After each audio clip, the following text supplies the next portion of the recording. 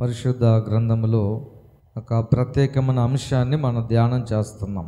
పరిశుద్ధ గ్రంథములో ఒక మాట మనం చదువుకొని ముందుకు వద్దాం. మనం పరిశుద్ధ గ్రంథములో సామెతల గ్రంథం 22:29, సామెతల గ్రంథం 22:29 త్వరగా సహాయం. తన పనిలో నిపుణత గలవారిని చూచితివా, అల్పులైన వారి ఎదుట కాదు, వాడు రాజుల ఎదుటనే నిలుచును. చాలు. తన పనిలో నిపుణత గలవారిని చూచితివా. ఆ నిపుణత, నైపుణ్యత, సమర్థత అనేటువంటిది నీకు పేరు, ప్రఖ్యాతులు, గుర్తింపు, గౌరవం, అభివృద్ధి నీకు సంపాదించి పెడతాయి. దానికి ఉదాహరణ పోయినసారి ఏం చెప్పాను చెప్పండి. ఒక చిన్న బియ్యపు గింజ మీద తాజ్ మహల్ చెక్కడం వల్ల అతను గిన్నిస్ బుక్లో ఎలాగైతే ఎక్కాడో, పేరు ప్రఖ్యాతులు ఎలాగ సంపాదించుకున్నాడో, దాని ద్వారా ఆర్థికంగా ఎలాగ బలపరచబడ్డాడో మనం గమనించాం. కాబట్టి ఆ యొక్క నైపుణ్యత చూడండి. అలెగ్జాండర్ అనేటువంటి ఒక యవనస్తుడు చాలా చిన్న వయసు, 30 సంవత్సరాల లోపే చిన్న వయసులో చనిపోయాడు. కానీ దేశాలు జయించుకుంటూ వచ్చాడు. ఒక దేశము తర్వాత మరొక దేశాన్ని జయించుకుంటూ పోయాడు. ఎలాగంటే అతని యొక్క యుద్ధములో నైపుణ్యత. దావీదు భక్తుడు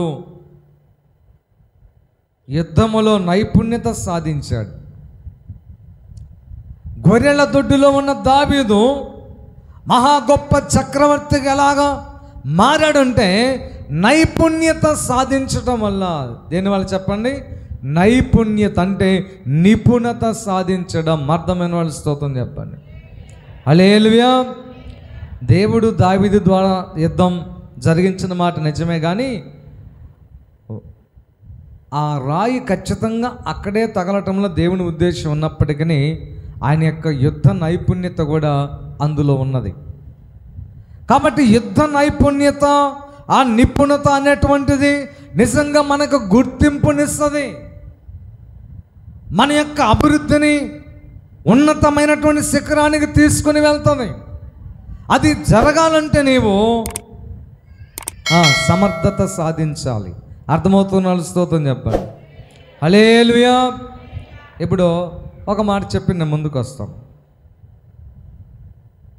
మీకు ఏదైనా ఒక చిన్న పని అప్పగించాను, ఒక చిన్న పని.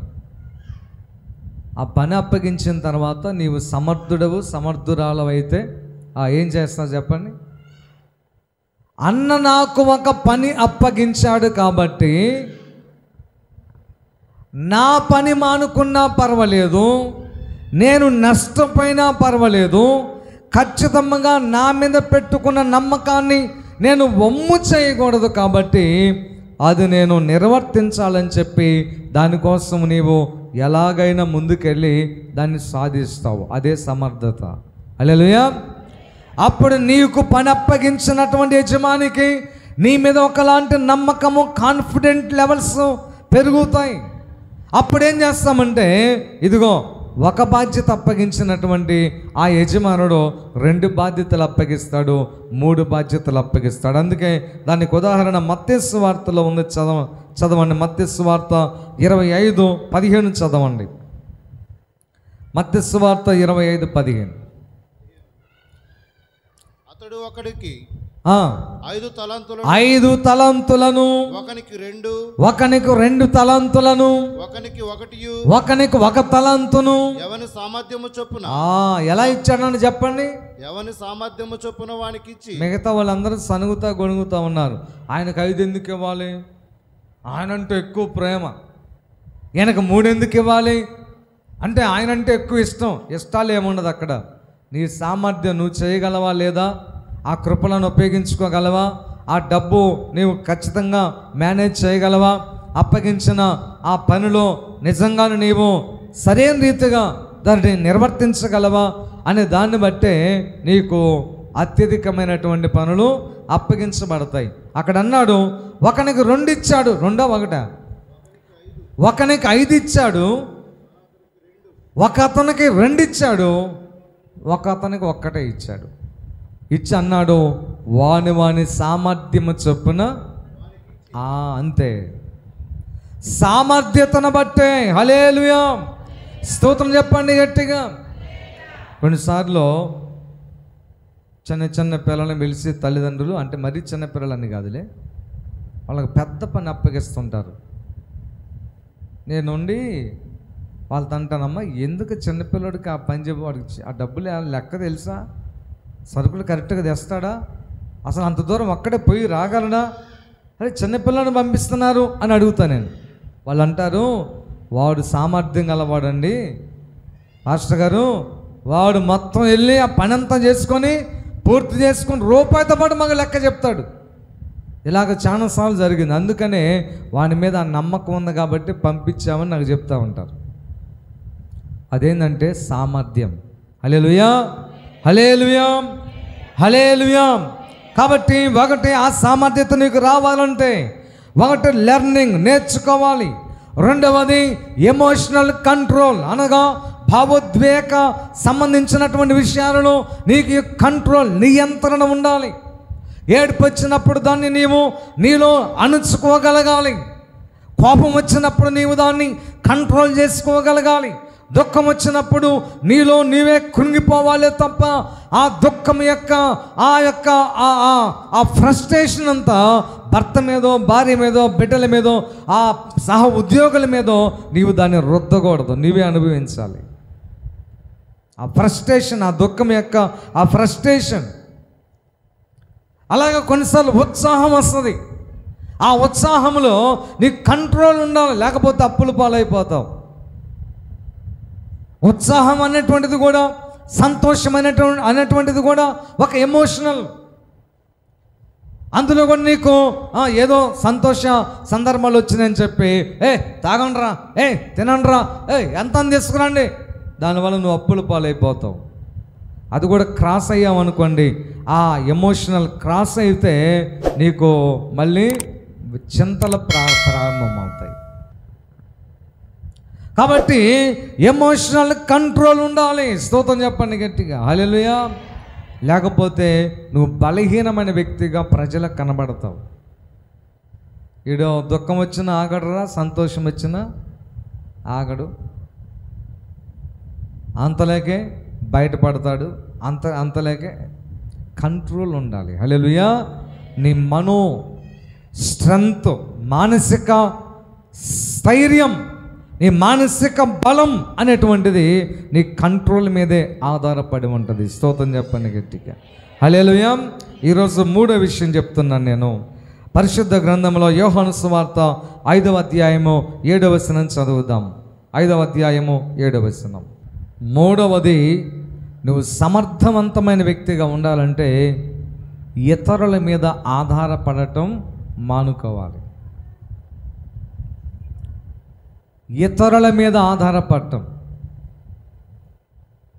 మీరు బాగా గమనించండి.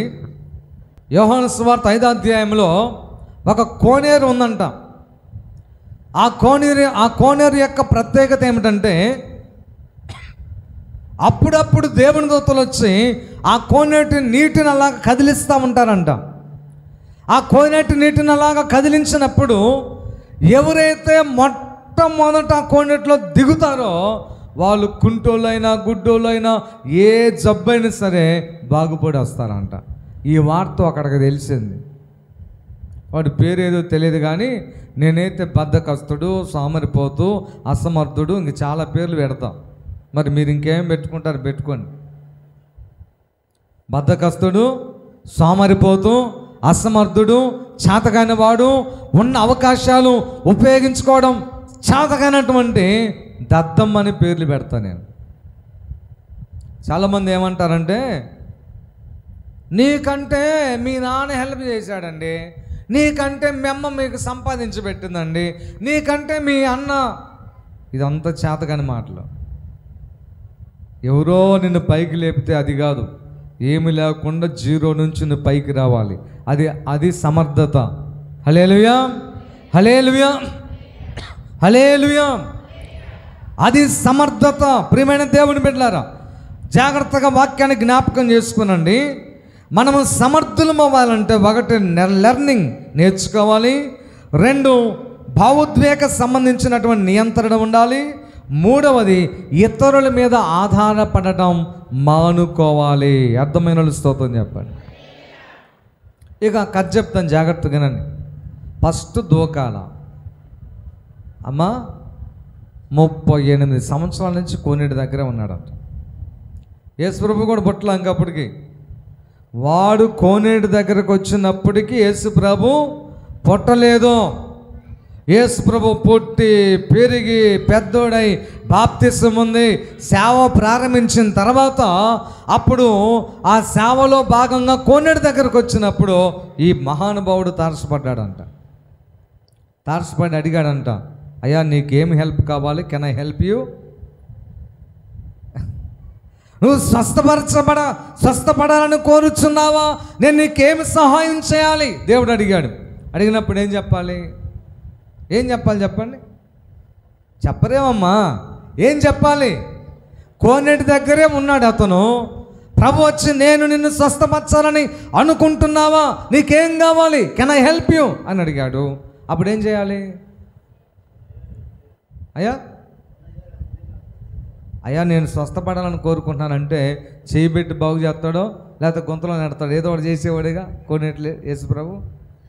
వీడేమంటున్నాడు తెలుసా? చదవండి. ఆ రోగి అయ్యా నీళ్లు కదిలింపబడినప్పుడు నన్ను కోనేటిలోనికి దించుటకు ఆ మాట అర్థం చేసుకుని ఎవడు లేడు అంటే ఎవరి మీద ఆధారపడుతున్నాడు? అది ఎప్పుడైనా గుర్తుపెట్టుకోండి. నేర్చుకోవాలి, బాగుపడాలి, ఉన్నతంగా ఎదగాలనుకున్న వాళ్ళు సాకులు చెప్పరు. బాగుపడాలి అనుకున్న వాళ్ళు ఎవరైనా గద్దించినప్పుడు సాకులు చెప్పరు. అది కాదన్నా, ఇది కాదన్నా, నోర్మై, ఏది వద్దు, చెప్పింది ఎందుకు చేయలే అంతవరకే.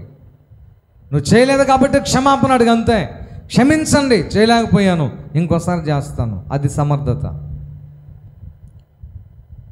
అది సమర్థత.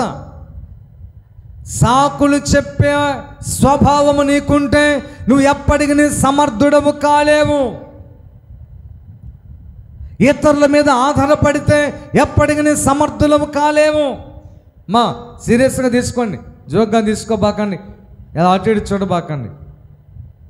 ఎప్పుడు వాళ్ళు సహాయం చేయలేదు, వీళ్ళు సహాయం చేయలేదు. కొంతమంది ఇప్పుడు నేర్చుకున్నారు, కొడుకులు కూతుళ్ళు వాళ్ళ అమ్మని నాన్న పట్టుకొని ఏం సంపాదించావయ్య నువ్వు? ఇంతవరకు నేను అడగలేదండి, చచ్చిపోయినా కూడా మాకేం సంపాదించి ఇచ్చావు? నువ్వు సంపాదించాలా? హల్లెలూయా.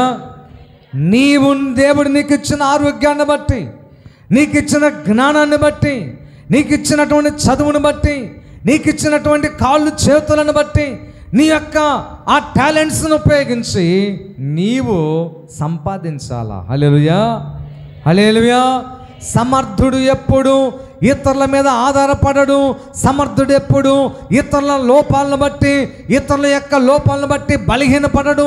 సమర్థుడు ఎప్పుడు కూడా వాళ్ళు సహాయం చేయలేదు, వీళ్ళు సహాయం చేయలేదని చెప్పి ఎవరి మీదో పడడు, ఆధారపడడు. అసలు చేయబాకండి ఆ పని. హల్లెలూయా, స్తోత్రం చెప్పండి గట్టిగా, హల్లెలూయా.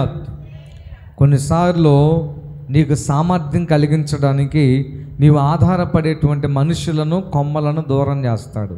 అర్థం చేసుకున్న వాళ్ళు స్తోత్రం చెప్పండి. నువ్వు దేవుని మీద ఆధారపడకుండా, నీ టాలెంట్స్ మీద నీకు కాన్ఫిడెంట్ లేకుండా, నీవు కష్టపడే తత్వాన్ని అలవర్చుకోకుండా, సామర్పోతువాయి సమర్థత లేకుండా భ్రష్టుడిగా బ్రతకడం దేవునికి ఇష్టం లేక, ఎవరి మీద అయితే నువ్వు ఆధారపడుతున్నావో, ఏ కొమ్మ మీద అయితే నువ్వు ఆధారపడుతున్నావో, ఏ వ్యక్తి అయితే నాకు ఆధారమని నువ్వు భావిస్తున్నావో ఆ వ్యక్తులను దేవుడు నీకు దూరం చేస్తాడు. నువ్వు అనుకుంటావు వాళ్ళు అలా చేసే, అలా కాదు, నీవు అలాగా స్ట్రెంత్ సంపాదించుకోవడానికి వాళ్ళని దూరం చేశాడు దేవుడు. హల్లెలూయా, హల్లెలూయా. మా అమ్మ మా నాన్న నాకు దూరం అయిపోయారండి. మా సొంత అక్క నాతో పలకట్లేదండి. మా సొంత బాబాయ్ ఎవరైనా పర్వాలేదు, వాళ్ళు దూరం అయ్యారంటే నీ సామర్థ్యతను పెంచడానికే. హల్లెలూయా.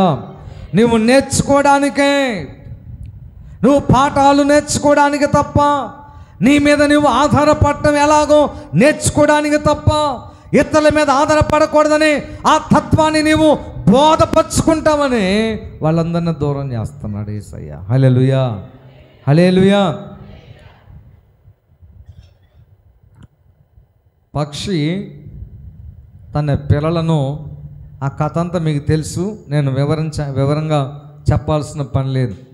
ఆకాశంలోకి తీసుకుని వెళ్ళి ఒక్కసారిగా గాల్లో వదిలేసి పక్కకి వెళ్ళిపోయిందంట. ముందేమో గూట్లో ఉన్న చిన్న పక్షులను, పిల్లలను రెక్కల మీద ఎక్కించుకొని అలాగ ఆకాశంలోకి, కొండల మీదకి, పచ్చని పరుల మీదకి, చెట్ల మీదకి తీసుకుని వెళ్తే మా అమ్మ ఎంత మంచిదో. గూట్లోనే మగ్గిపోవడం మా అమ్మకి ఇష్టం లేక, ఇదిగో ఇలాగ స్వేచ్ఛగా ఆనందంగా ఈ ప్రకృతిని చూసి ఆహ్లాదకరంగా నేను ఎంజాయ్ చేయడానికి తీసుకొచ్చిందని సంతోషపడతా ఉంటాయి పిల్లలు. సడన్గా గాల్లో వదిలేసి పక్కకి వెళ్ళిపోయిందంట. పిల్లలు అనుకుంటాయి అంట, మా అమ్మ కఠినమైనది, మా అమ్మకు ప్రేమ లేదు, అలాంటిది అసలు ఎందుకు కనాలి నన్ను, ఇప్పుడు నేను చస్తే ఏంటి. బూతులు కూడా తిట్టుకోండి, ఏమో బూతులు కూడా. కానీ తీరా కింద పడే సమయానికి మళ్ళీ వచ్చి ఎత్తుకుంటుంది అనుకోండి, అది వేరే సంగతి. ఒకవేళ ఆ పక్షి అలా చేయకపోతే ఎప్పుడు గాల్లో ఎగరాలవి? తనంతట తానుగా ఎగరటం ఎప్పుడు నేర్చుకోవాలి? తనంతట తానుగా ఎప్పుడు ఆ ప్రకృతి ఆహ్లాదాన్ని అనుభవించడం నేర్చుకోవాలి. తనంతట తానుగా ఎప్పుడు ఆహారాన్ని సంపాదించుకోవడం నేర్చుకోవాలి. ప్రేమ కొన్నిసార్లు బాధపరుస్తుంది, ప్రేమ కొన్నిసార్లు గాయపరుస్తుంది, ప్రేమ కొన్నిసార్లు నిన్ను నీ పాటికి వదిలేస్తుంది. కారణం ఏంటంటే మీరే మీ మీద, మీ టాలెంట్ మీద ఆధారపడి నీ స్ట్రెంత్ని పెంచుకోవడానికి. స్తోత్రం చెప్పండి గట్టిగా, హల్లెలూయా. చూసారా ప్రియమైన దేవుని సంగమా,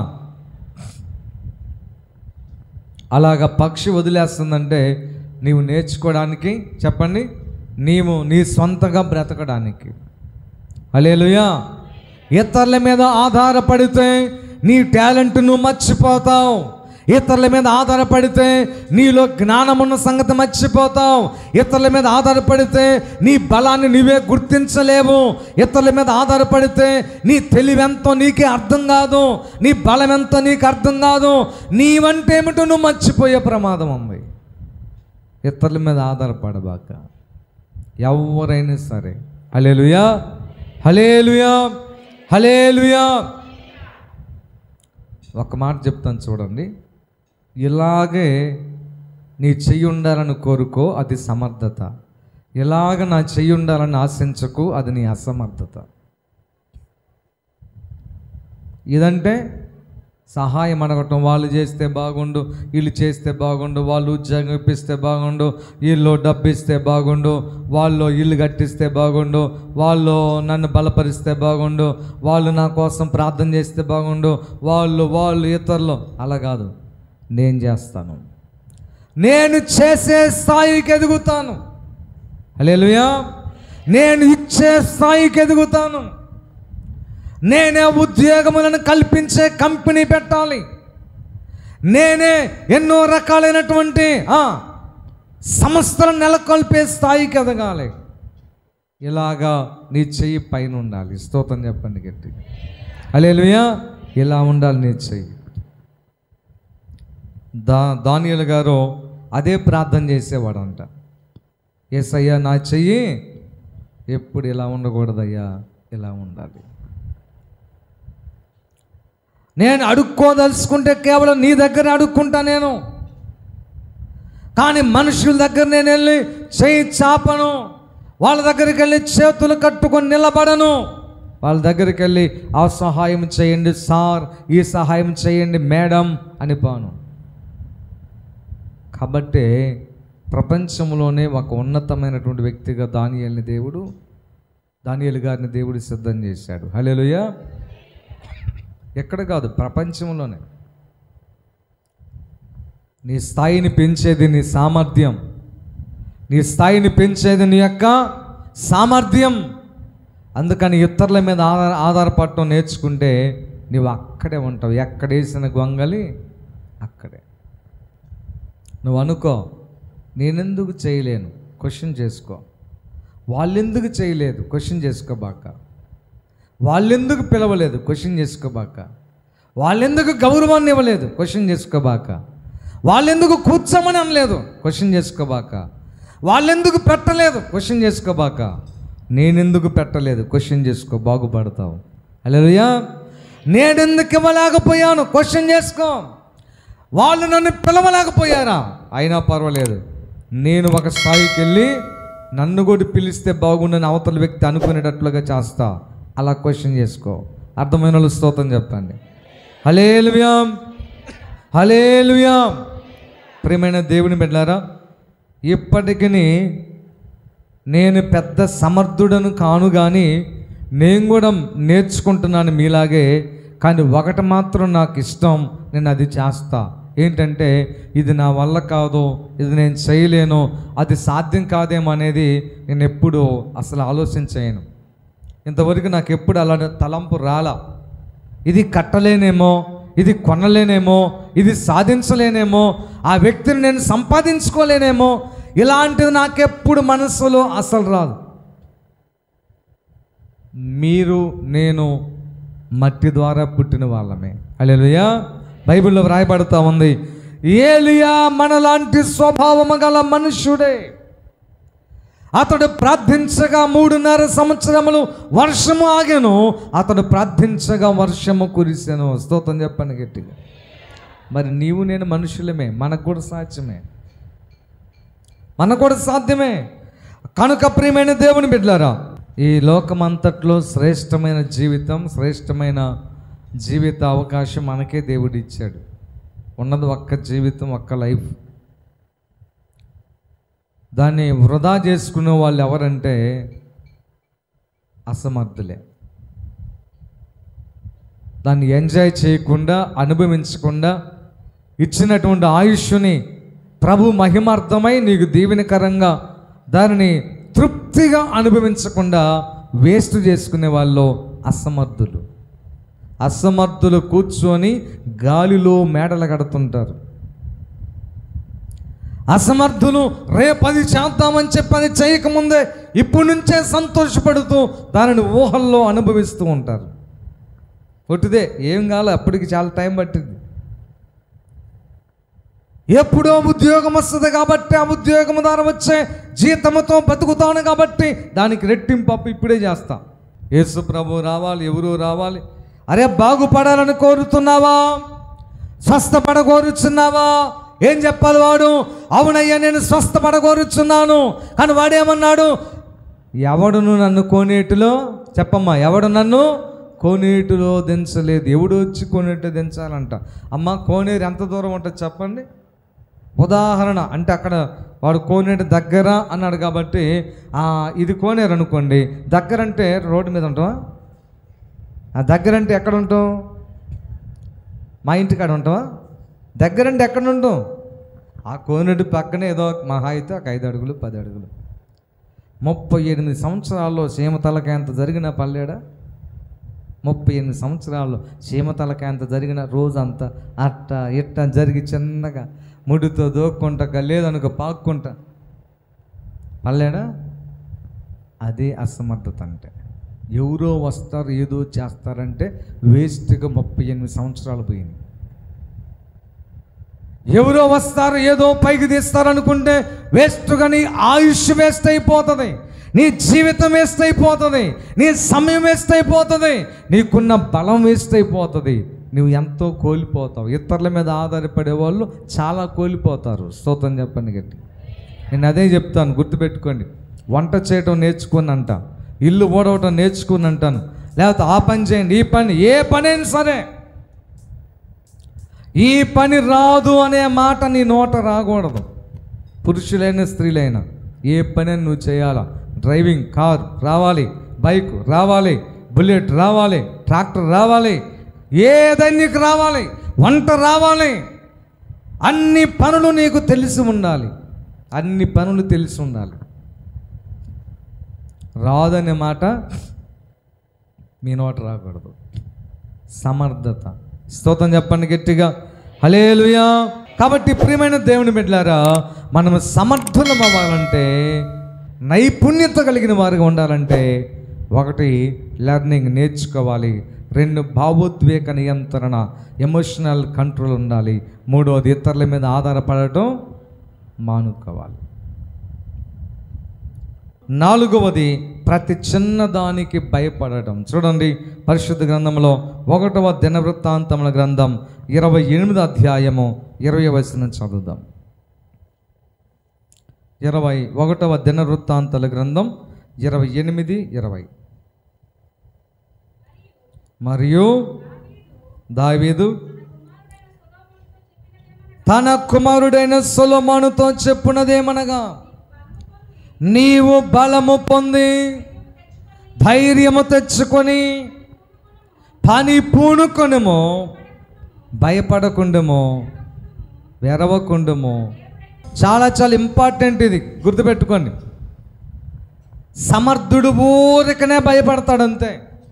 ప్రతి చిన్నదానికి భయమే. 10,000 రూపాయలు అప్పుకొని గడగడగడగడగడ ఉండుకి నిద్ర పట్టకుండా రాత్రులు నిద్ర మాత్రలు వేసుకొని నిద్రపోతుంటాం. ఆ కొంచెం దానికి భయపడి 10,000 రూపాయలు అప్పు తెచ్చడానికి 10,000 రూపాయలు అప్పు చేసి మందు దాగి పడుకుంటూ ఉంటాం. గడగడగడ ఉనికిపోతుంటాం అంతే. సమర్థులు ఎప్పుడు కూడా ఏ విషయంలో భయపడరు అంతే. భయపడరు. దావీదు గారు ఎప్పుడు భయపడలా. ఒక్కడే గొర్రెలియాతును ఓడించడానికి వెళ్ళినప్పుడు భయపడలేదు. ఒక్కడే సింహాన్ని చీల్చినప్పుడు భయపడలేదు. ఒక్కడే తోడేరుని చీల్చి నోటులో ఉన్న గొర్రెపిల్లను విడిపించినప్పుడు భయపడలేదు. రాజు అయినాక బిడ్డలు దూరమైనప్పుడు భయపడలేదు. రాజ్యము దూరమైనప్పుడు భయపడలేదు. సొంత కొడుకే రాజ్యాన్ని చీల్చి నేనే రాజునని ప్రకటించుకొని కనీసం చెప్పులు కూడా లేకుండా మళ్ళీ రాజుగారు అయిన దావీదు అడవిలోకి వెళ్తున్నాడు. రాత్రి చెప్పాను, ఎప్పుడు ఎలాగైనా మన జీవితాలు మారొచ్చు, కారణం ఏదైనా కావచ్చు. కానీ దావీదు భయపడలేదు. హల్లెలూయా, హల్లెలూయా. నీ దేవుడు శక్తిహీనుడైతే భయపడాలి. నీ దేవుడు చేతకాని వాడైతే భయపడాలి. నీ దేవుడు చనిపోయి సమాధిలో ఉంటే భయపడాలి. నీ దేవుడు సృష్టికర్త కాకపోతే భయపడాలి. నీ దేవుని శక్తి నువ్వు ఎరగకపోతే భయపడాలి. ఆయన స్వరం నీకు తెలియకపోతే భయపడాలి. భయపడకూడదు. నేను కరెక్ట్గా 1, 2, 3 లెక్కే లేదు కానీ బైబిల్ పండితులు చెప్పారు. మరి 365 సార్లు ఉందంట భయపడొద్దని మాట బైబిల్లో. హల్లెలూయా. నేనేం చేస్తానంటే ఇలాగేదైనా ఉంటే నిజంగా రాసుకునేవాడిని. ఆ ప్రయత్నం ఇంకా చేయాలి, అది నిజమా కాదని. కాకపోతే నా నమ్మకం ఏంటంటే నిజంగానిది వాళ్ళు ఎప్పుడు కూడా చెప్పరు కాబట్టి అది నేను నమ్మి మీకు చెప్తున్నాను. 365 రోజులు. స్తోత్రం చెప్పండి గట్టిగా. యేసు ప్రభువారు పుట్టినప్పుడు గొర్రెల కాపరులకు చెప్పబడింది మాట భయపడవద్దని. యేసు ప్రభు పుట్టక ముందు గర్భము దాల్చబోతున్న మరియకు చెప్పబడింది భయపడవద్దని. యేసు ప్రభు గర్భములో ఉండగానే భర్తకు చెప్పబడింది భయపడొద్దని. యేసు ప్రభు పుట్టినాక చనిపోయి సమాధిలో నుంచి లేచిన తర్వాత శిష్యులకు చెప్పబడింది భయపడొద్దు అని. హల్లెలూయా. దేవునికి అసాధ్యమైనది ఏది లేదు. దేవుని బిడ్డగా నీకు కూడా సమస్తం సాధ్యమే. దేన్ని చూసి భయపడొద్దు. హల్లెలూయా. పుట్టుకతో ఎవరు మేధావులు కాదు, పుట్టుకతో ఎవరు ధనవంతులు కాదు, పుట్టుకతో ఎవరు ధైర్యవంతులు కాదు, పుట్టుకతో ఏ ఒక్క వ్యక్తి కూడా ఏది సాధించలేరు. అందరూ కూడా దిగంబరులుగా వచ్చారు. చెప్పాలి గట్టిగా, అంతే. హల్లెలూయా. భయపడవద్దు. ఆర్థిక ఇబ్బందుల భయపడవద్దు, కుటుంబ సమస్యల భయపడవద్దు, అనారోగ్యమా భయపడవద్దు, డాక్టర్లు నిన్ను భయపెడుతున్నారా ఆయన నువ్వు భయపడవద్దు, దయ్యాలు నిన్ను భయపెడతానయా భయపడవద్దు. సమస్యలు అందరికీ వస్తాయి ప్రియమైన దేవుని బిడ్డలారా. చిన్నదానికే కాలవ దగ్గరకు పోకూడదు, చిన్నదానికే ఉరి పెట్టుకోవడానికి ప్రయత్నం చేయకూడదు, చిన్నదానికే నీ భర్తను వదిలిపెట్టి అమ్మగారింటికి వెళ్ళిపోకూడదు, చిన్నదానికే అమ్మో నేను బ్రతకలేను, నా వల్ల కాదని ఆ మాత్రలు ఈ మాత్రలు మింగి గందరగోళం చేయకూడదు. మరొక విషయం ఉంది కానీ టైం లేదు, ప్రభు చిత్తం మీద ఇంకోసారి చెప్తాను. భయపడటం అనేది పూర్తిగా నీ అసమర్థతను తెలియజేస్తుంది. అసలు దేనికి భయపడబాక, అసలు ఏ వ్యక్తికి భయపడబాక, ఏ వ్యవస్థకు భయపడబాక. నీవు అలాగ భయపడితే నీ మీద నీకు కాన్ఫిడెంట్ లెవెల్స్ తగ్గిపోతాయి. నేనేం చేయలేనేమో, నేను ఇంతేనేమో, ఇలాంటి ఒక దాన్ని ఏమంటారంటే లోపలే ఒకలాంటి ఆ న్యూనత, ఆత్మన్యూనత భావంలోకి వచ్చేస్తావు. నువ్వు ఇంకేది చేయలేవు. ఆఖరి కూర దగ్గరికి వెళ్ళి కూడా అమ్మ నేను చేయలేనేమో అమ్మ ఇప్పు ఎక్కువైంది అమ్మ చెడగొడతాం, అంతే. అది కూడా చెడగొడతాను. అంటే నీకు అర్థమైపోతుంది లోపల ఆ భయం. ఏమండి ఇప్పుడు చెడిపోయింది, రేపు చెడిపోకుండా చేయలేవా? ఇప్పుడు కూరకి 50 రూపాయలు, రేపు ఇంకొక 50 రూపాయలు, 100 రూపాయలతో నువ్వు ఒక మంచి కూర నేర్చుకున్నావు, అయిపోయిందిగా. ఒకసారి చెడిపోయినాకేగా బాగుపడేది. అది ఏదైనా సరే కూర సంగతి కాదు నేను చెప్పేది. భయపడవద్దు. స్తోత్రం చెప్పండి గట్టిగా. హల్లెలూయా, హల్లెలూయా. దావీదు భక్తుడు గొల్యాతు దగ్గర భయపడలేదు. సొలొమోను భక్తుడు భయపడలేదు. ఒక పెద్ద మందిరం కట్టే బాధ్యత తండ్రి భుజాల మీద పెట్టాడు. అప్పుడు కనీసం 30 సంవత్సరాలు కూడా లేవు ఆయనకి. చిన్న వయసు 20 సంవత్సరాల లోపే ఉన్నాయి సొలొమోనుకి. బాధ్యత అప్పగించాడు. భయపడవద్దు. ఎందుకో తెలుసా? సొలొమోను ఆ మాట చదవండి, ముగిస్తాను. చూడండి, 1వ దినవృత్తాంతాల గ్రంథం 28:20 ఏమన్నాడు చూడండి. మరియు దావీదు తన కుమారుడైన సొలొమోనును చూసి చెప్పినదేమనగా నీవు బలము పొంది ధైర్యము తెచ్చుకొని ఈ పని పూనుకొనుము. భయపడవద్దు, వెరవకుండము. నా దేవుడని యెహోవా నీతో కూడా ఉండును. యెహోవా మందిరపు సేవను గూర్చి పని అంతయు నీవు ముగించు వరకు ఆయన నిన్ను ఎంత మాత్రమును విడిచిపెట్టడు. ప్రియమైన దేవుని బిడ్డలారా, ఒక సొలొమోనునే కాదు, నిన్ను కూడా దేవుడు ఎంత మాత్రం విడిచిపెట్టడు. నువ్వు దేవుని బిడ్డవు, రక్షించబడ్డావు, నువ్వు ఆయన ఆత్మ నీలో ఉంది. ఒక మాట చెప్పనా? ఒకే ఒక్క మాట చూడండి, నేను ముగిస్తాను. మత్తయి రాసిన సువార్తలో దేవుడు ఒకే ఒక మాట అంటున్నాడు. 6వ అధ్యాయము 26వ వచనం చదవండి, లేక 25 కూడా చదవండి. అందువలన నేను మీతో చెప్పునదేమనగా ఏమి తిందుమో ఏమి త్రాగుదుమో మీ ప్రాణమును గూర్చి గాని ఏమి ధరించుకుందుమని మీ దేహమును గూర్చి గాని చింతపడద్దు, భయపడవద్దు. ఆహారము కంటే ప్రాణము, వస్త్రము కంటే దేహము గొప్పదే కదా. ఆకాశ పక్షులను ఒక్కసారి చూడండి, అవి విత్తనాలు విత్తడం లేదు, కోత కోసి వచ్చిన ధాన్యాన్ని కొట్టలో కూర్చుకోవడం లేదు. అయినను మీ పరలోకపు తండ్రి వాటిని పోషించుచున్నాడు. మీరు వాటికంటే బహు శ్రేష్ఠులు. హల్లెలూయా. మనం శ్రేష్టమైన వారు అండి. మన నెట్టిగా దేవుడు ఎప్పటికీ వదిలేయడు. ఆయన యందు విశ్వాసం ఉంచండి, ప్రభు మీకు కృప చూపిస్తాడు. సమర్థవంతులుగా దేవుడు మిమ్మల్ని సిద్ధం చేస్తాడు. కళ్ళు మూసుకోండి, ప్రార్థన చేద్దాం.